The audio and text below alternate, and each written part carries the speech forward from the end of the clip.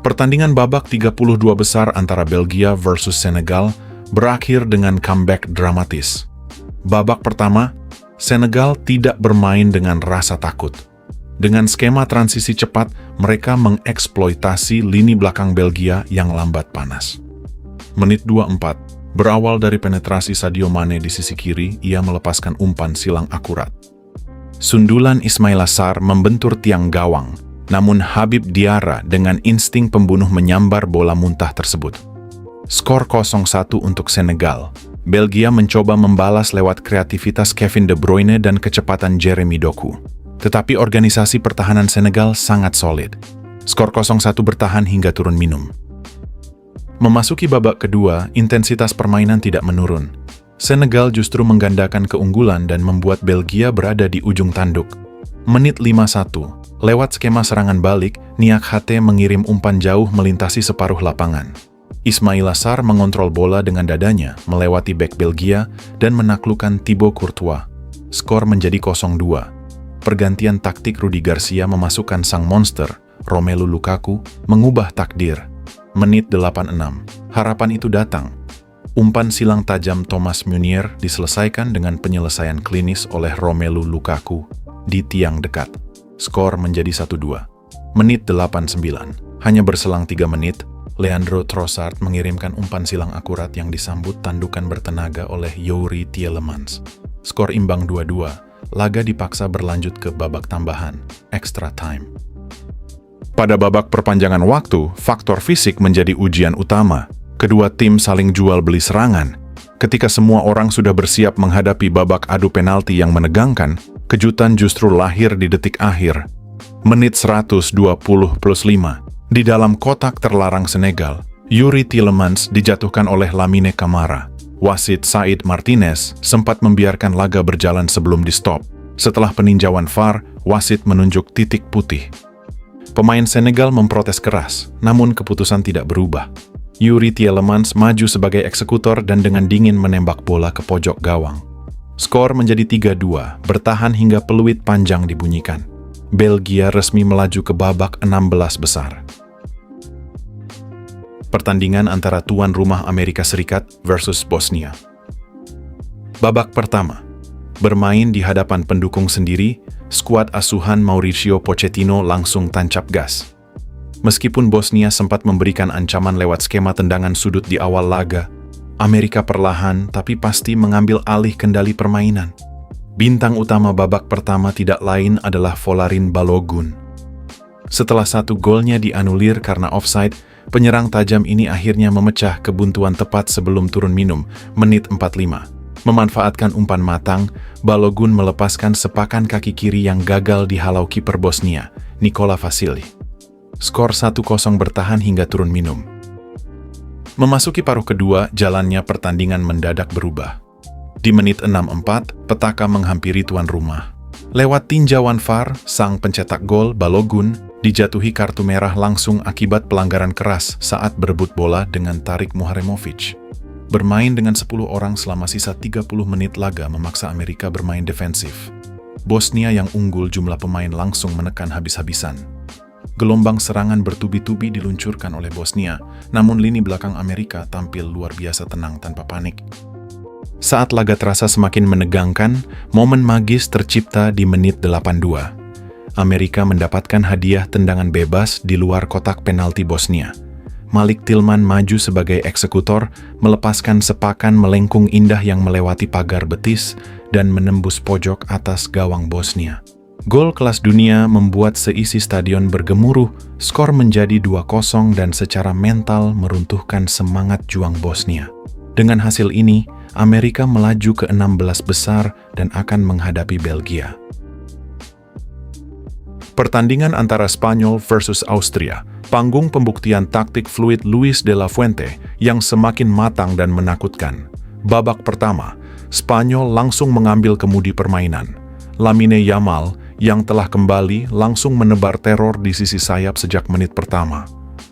Lini tengah yang digawangi Rodri, Pedri, dan Dani Olmo membuat Austria arahan Ralf Rangnick terkurung di area pertahanan mereka sendiri. Menit 8. Cucurella sempat melepaskan tembakan keras dari situasi sepak pojok yang menggetarkan jala gawang Austria. Namun intervensi VAR membatalkan gol tersebut karena dinilai terjadi pelanggaran terlebih dahulu terhadap Schlager. Menit 36, kebuntuan akhirnya pecah. Pedri mengirim umpan manis ke sisi kiri luar yang disambut oleh Cucurella. Dengan jeli, Cucurella melepaskan umpan silang mendatar yang langsung disambar dengan sepakan first time ciamik oleh Oyarzabal. Skor 1-0 untuk Spanyol, bertahan hingga turun minum. Memasuki paruh kedua, Ralf Rangnick mencoba merespons ketertinggalan Austria dengan memasukkan tenaga baru, termasuk Sasa Kalajdzic, untuk menambah daya gedor. Alih-alih menyamakan kedudukan, gawang Austria justru kembali kebobolan. Menit 66, tekanan tak mengendur di babak kedua. Melalui skema serangan yang rapi, Alex Baena mengirimkan umpan lambung akurat ke dalam kotak penalti. Pedro Porro yang datang dari lini kedua langsung menanduk bola tanpa bisa dihalau Schlager. Skor 2-0. Menit 89, menjelang bubaran, kombinasi Cucurella dan Oyarzabal kembali meneror Austria. Umpan silang mendatar Cucurella kembali memanjakan Oyarzabal yang berdiri tanpa kawalan berarti menyegel kemenangan mutlak Spanyol menjadi 3-0. Dengan performa meyakinkan ini, Spanyol melangkah mantap ke babak 16 besar. Pertandingan antara Portugal versus Kroasia, puncak dari takdir dua ikon, Cristiano Ronaldo dan Luka Modric. Babak pertama, Portugal mengambil inisiatif serangan dengan cair, mengandalkan kecepatan transisi, sementara lini tengah Kroasia yang dikomandoi Modric merespons dengan ketenangan. Bruno Fernandes sempat mengancam di menit 4, namun Livakovic masih terlalu kokoh. Portugal terus memegang kendali permainan lewat kreativitas lini tengah. Namun, Kroasia asuhan Zlatko Dalic bermain sangat terstruktur. Mereka meredam agresivitas Portugal dengan pertahanan yang rapat dan disiplin tinggi. Skor kacamata 0-0 menutup paruh pertama. Memasuki babak kedua, struktur pertandingan seperti pecah berantakan, kedua tim saling jual beli serangan. Menit 53. Keluar dari kamar ganti, Vatreni mengejutkan Portugal. Berawal dari skema serangan cepat, Ivan Perisic berhasil menemukan ruang di kotak penalti dan melepaskan tembakan yang menaklukkan Diogo Costa. 0-1 untuk Kroasia. Menit 60, tertinggal 1 gol membuat Portugal mengamuk. Rafael Leão hampir menyamakan kedudukan, namun tendangan roketnya membentur mistar gawang.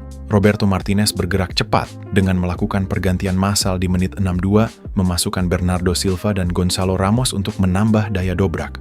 Menit 68, tekanan konstan Portugal berbuah penalti setelah intervensi VAR memastikan adanya pelanggaran di area terlarang Kroasia. Ronaldo maju sebagai eksekutor dan menyarangkan bola untuk mencetak gol pertamanya di fase gugur Piala Dunia sepanjang kariernya. Skor imbang 1-1. Setelah mencetak gol historis tersebut, Ronaldo ditarik keluar digantikan Ruben Neves untuk memperkuat kestabilan tim. Menit 94, skenario serangan balik cepat Portugal bekerja magis. Rafael Leão melepas umpan silang akurat yang disambut dengan sundulan mematikan oleh Gonçalo Ramos. Bola menghujam gawang Livakovic, membalikkan keadaan menjadi 2-1 dan memicu kepanikan bagi Kroasia. Menit 90+13. Di detik-detik terakhir dari sisa waktu yang panjang, Kroasia mengerahkan seluruh pemainnya. Ivan Perisic mengirim umpan lambung ke dalam kotak penalti yang berhasil dituntaskan oleh Gvardiol menjadi gol. Skuad Kroasia merayakan gol penyeimbang secara emosional. Namun perayaan itu mendadak senyap. Wasit dipanggil untuk melakukan review menggunakan teknologi connected ball. Hasil pengecekan menyatakan ada sentuhan super tipis dari Matanovic sebelum bola mengarah ke Pasalic yang sudah berdiri dalam posisi offside. Gol dramatis tersebut resmi dianulir. Portugal keluar sebagai pemenang dengan skor 2-1 dan berhak melaju ke babak 16 besar untuk menghadapi Spanyol. Pertandingan antara Swiss versus Aljazair. Swiss tampil klinis, penuh kalkulasi, dan mengunci kemenangan meyakinkan. Babak pertama, Aljazair langsung mencoba mengambil inisiatif serangan. Namun, Swiss tak butuh waktu lama untuk membalikkan keadaan lewat skema transisi yang mematikan. Menit 10. Melalui serangan balik cepat dari sisi sayap, wonderkid berusia 20 tahun, Yohan Manzambi, meliuk-liuk melewati barisan pertahanan Aljazair sebelum melepaskan umpan matang ke kotak penalti. Breel Embolo yang berdiri di posisi ideal dengan dingin menyontek bola dari jarak dekat menaklukkan kiper Luka Zidane. Skor 1-0 untuk Swiss. Aljazair yang dikomandoi oleh Riyad Mahrez dibuat frustrasi karena aliran bola mereka selalu terputus di sepertiga akhir lapangan. Satu-satunya peluang bersih Aljazair lahir di masa injury time lewat tendangan spekulasi Ibrahim Maza yang masih melebar. Babak pertama ditutup dengan keunggulan tipis 1-0 untuk Swiss. Memasuki paruh kedua, Aljazair berharap bisa menata ulang momentum. Skenario tersebut langsung buyar akibat kelengahan lini belakang mereka sendiri. Menit 46. Babak kedua belum genap berjalan 1 menit, lini belakang Aljazair melakukan sapuan bola yang kurang sempurna setelah ditekan dari sisi kanan. Bola liar jatuh tepat di hadapan dan Ndoye di batas kotak penalti.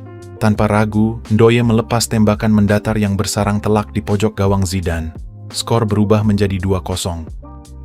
Tertinggal 2 gol memaksa Aljazair melakukan sejumlah pergantian pemain, termasuk memasukkan Amine Gouiri.